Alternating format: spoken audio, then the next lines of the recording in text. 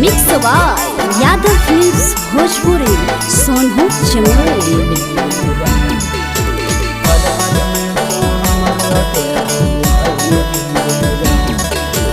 हमारा के छोड़ के जानू जाय के ससुररिया, पल भर में तो हमरा के भूलनी गे जान।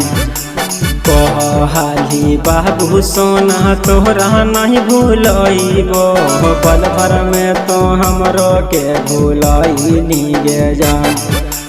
हमारा के छोड़ के जानू जाय के ससुररिया, पल भर में तो हमरा के भूलनी गे जान।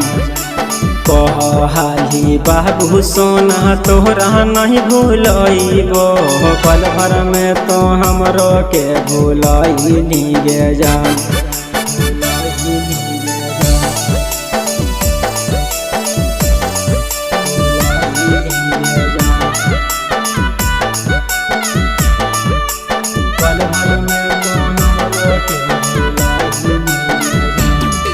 आगे रतिया भर मिलल झूलल भूली गेन्ही गे बतिया,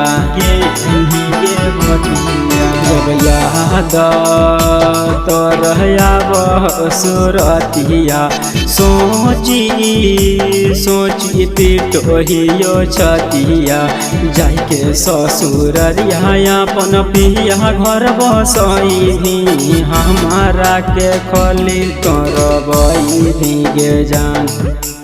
कहनी बाबू सोना तोहरा नहीं भूलइबो, पल भर में तो हमरा के भूलनी गे जान।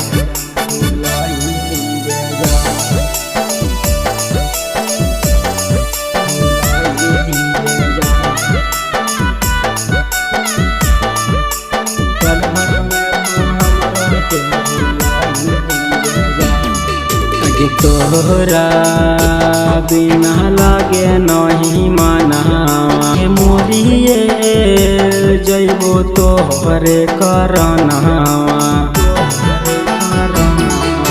मानो हलियो अपन परनावा, तुही होनी जानू दुनिया जहानावा।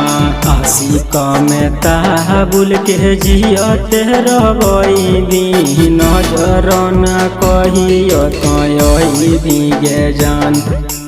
कहनी बाबू सोना तोहरा नहीं भूलइबो, पल भर में तो हमरो के भूलनी गे जान।